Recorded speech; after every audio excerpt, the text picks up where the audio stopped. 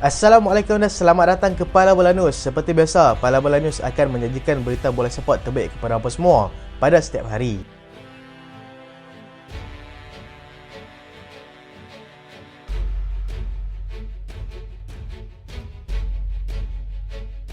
Kita mulakan dengan jadual perlawanan Liga Juara-Juara Eropah yang akan berlangsung bermula jam 12.45 tengah malam nanti. AC Milan akan menentang pasukan Club Brugge di San Siro. Monaco akan menentang pasukan Red Star Belgrade. Jam 3 pagi, Arsenal akan menerima kunjungan pasukan Shakhtar Donetsk. Aston Villa akan menentang pasukan Bologna. Juventus akan bertemu dengan pasukan Stuttgart. Paris Saint-Germain akan menentang pasukan PSV. Manakala Real Madrid akan bertemu dengan pasukan Borussia Dortmund di Santiago Bernabeu.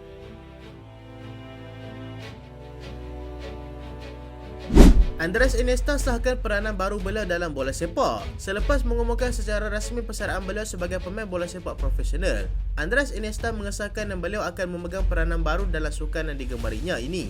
Beliau kini sudah satu langkah ke hadapan untuk bergelar pengurus bola sepak profesional selepas beliau menghadiri kelas pertama beliau untuk khusus pengurusan bola sepak yang telah diadakan juga oleh UEFA.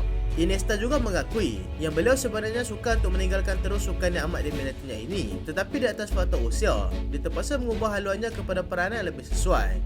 Masih terlalu awal untuk menjangkakan perjalanan kiri beliau sebagai seorang pengurus bola sepak pada ketika ini, kerana ianya baru saja bermula. Beliau berharap yang beliau akan diberikan masa untuk menggunakan segala pengalaman yang ada sepanjang tempoh beliau bergelar pemain profesional.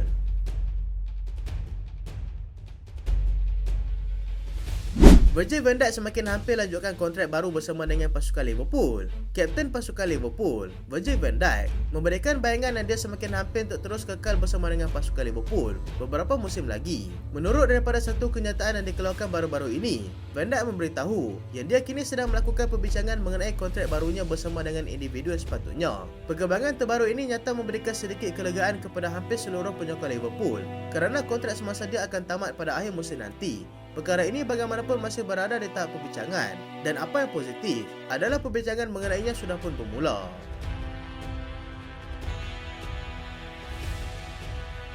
Erik ten Hag letak sasaran baru untuk Manchester United selepas mereka berjaya menang 2-1 ke atas Brentford pada aksi Liga Perdana Inggeris yang berlangsung pada hujung minggu lalu di Old Trafford. Pengurus pasukan iaitu Erik ten Hag terus meletakkan sasaran baru kepada anak buahnya untuk kempen musim ini. Kemenangan tersebut nyata memberikan keyakinan baru kepada beliau untuk terus mengendalikan pasukan Manchester United. Meskipun sebelum ini kabar angin kuat mengatakan yang dia akan dipecat pada bila-bila masa sahaja, Ten Hag percaya yang mereka akan berjaya menjual salah satu trofi yang ada untuk musim ini, tetapi trofi yang mana masih belum dapat dipastikan. Ten Hag juga berkata yang musim ini baru saja bermula dan masih terlalu awal untuk berkatakan tentang tak prestasi sebuah pasukan. Perlawanan seterusnya untuk Manchester United adalah menentang pasukan Fenerbahce pada awal pagi Jumaat nanti, sebelum terbang ke London untuk bertemu dengan pasukan West Ham pada hujung minggu nanti.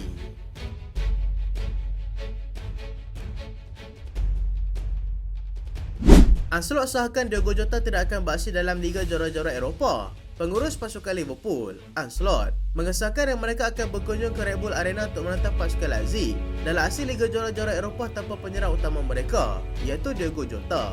Jota yang terpaksa dikeluarkan awal pada perlawanan Liga ketika menentang pasukan Chelsea tempoh hari tidak akan mengambil sebarang risiko untuk diturunkan dalam perlawanan UCL yang akan berlangsung pada awal pagi Khamis nanti. Slot bagaimanapun masih belum dapat memastikan tahap kecederaan yang dialami oleh Jota pada ketika ini dan melihat Darwin Núñez sebagai opsi paling realistik untuk diturunkan dalam perlawanan tersebut. Selepas berjaya mendudukkan pasukan Chelsea di Anfield baru-baru ini, pengurus berbahasa Belanda itu masih lagi merendahkan dirinya walaupun pada ketika ini Liverpool sedang mendahului carta Liga untuk tempoh beberapa minggu. Pemilihan pemain untuk Liverpool pada ketika ini dilihat tidak menjadi masalah terutamanya di bahagian serangan kerana mereka mempunyai skuad depth yang agak menarik.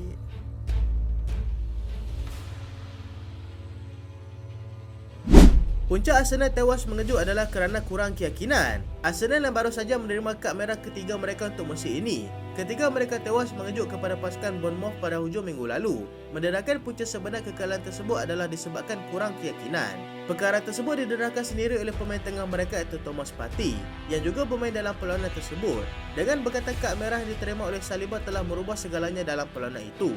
Selain daripada isu kecederaan yang semakin meruncing pada ketika ini, mereka semua sudah mula hilang keyakinan terhadap diri mereka sendiri dan situasi seperti ini sudah pasti akan memberikan impak negatif kepada pasukan. Mereka kini terpaksa bermain dengan lebih berhati-hati untuk mengelakkan daripada dikenakan hukuman yang sememangnya akan merugikan perjalanan kelab mereka. ia juga sedikit sebanyak akan merubah corak permainan mereka sekaligus menyebabkan apa yang telah dirancang oleh pengurus mereka iaitu Mikel Arteta kelihatan seperti kurang menjadi. Tambahnya lagi,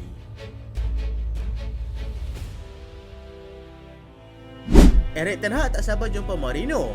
Erik ten Hag akan menghadapi jadual berat pada pagi Jumaat nanti apabila akan berdepan dengan gegasi Turki. Lebih menarik lagi apabila gegasi Turki tersebut adalah pasukan Fenerbahce yang mempunyai 3 individu yang pernah berada di Manchester United.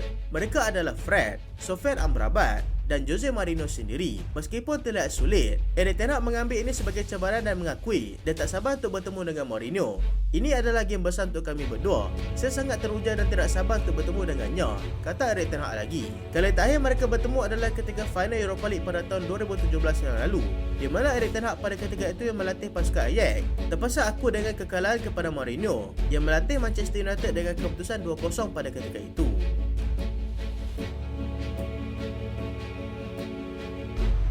Oliver Glasner diambang pemecatan selepas menunjukkan peningkatan mendadak pada musim lepas bersama dengan pasukan Palace. Prestasi mereka secara tiba-tiba merodom teruk apabila kali ini tewas pula kepada pasukan Nottingham Forest 1-0 pada awal pagi tadi. Termasuk perlawanan itu, Crystal Palace menjadi satu daripada hanya 4 pasukan yang masih gagal untuk mencatatkan sebarang kemenangan dalam musim ini. Oliver Glasner hanya berjaya mencatatkan 3 seri dan 5 kekalahan untuk meletakkan mereka di 3 terbawah liga. Jika keputusan ini berterusan, tak mustahil Crystal Palace akan memecat Oliver Glasner nanti. Glasner akan menghadapi tugasan berat pada minggu depan, di mana mereka dijadualkan akan bertemu dengan pasukan Tottenham Hotspur di gelanggang mereka sendiri.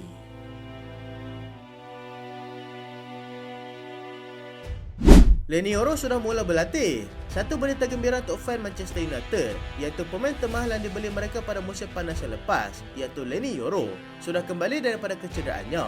Dia dilak sudah mula berlatih secara individu dan mungkin akan berlatih secara penuh dalam tempoh 2 minggu ini. Satu berita yang cukup positif, memandangkan pasukan Manchester United kini dibelenggu dengan masalah kecederaan. Lebih-lebih lagi di bahagian pertahanan, Leny Yoro telah mengalami kecederaan ketika bermain pramusim bersama dengan pasukan Manchester United pada musim panas lepas.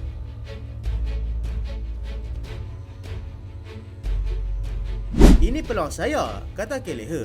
Penjaga gol kedua Liverpool, Kelleher, mengatakan yang ini adalah peluangnya untuk bersinar selepas Alisson disahkan mengalami kecederaan. Namun peluang tersebut bukan untuk mendapatkan tempat utama, tetapi dia yakin dengan permainan dia yang baik sepanjang ketiadaan Alisson akan membuka peluang lebih banyak kelab untuk mendapatkannya pada musim panas hadapan.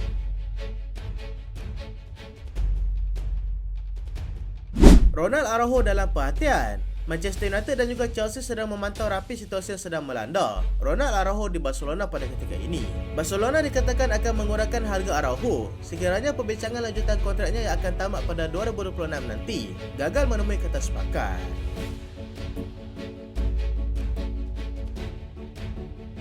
Samu Omorodion jadi rebutan. Striker yang hampir Chelsea dapatkan pada musim panas yang lepas kini dalam radar 3 kelab besar, iaitu pasukan Manchester City, Liverpool dan juga pasukan Paris Saint-Germain. Joshua Zirkzee akan keluar daripada Manchester United. Manchester United akan membenarkan Joshua Zirkzee untuk meninggalkan mereka secara pinjaman jika mereka berjaya mendapatkan Benjamin Sesko pada musim panas hadapan. Setakat ini, pasukan Juventus berminat untuk mendapatkannya.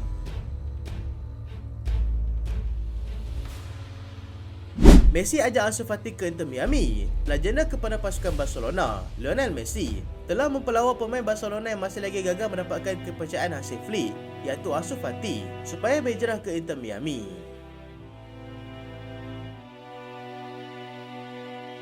Salah akan kekal di Liverpool tetapi dengan syarat. Situasi kontrak Salah masih lagi tak menentu pada ketika ini.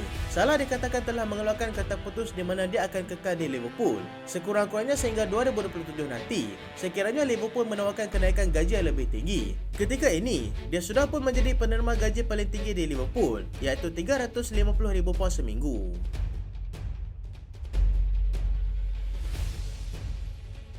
Itulah berita pada kali ini dan terima kasih sebab tonton sampai habis. Jangan lupa like, jangan lupa share, jangan lupa subscribe. Aku Solian. Assalamualaikum.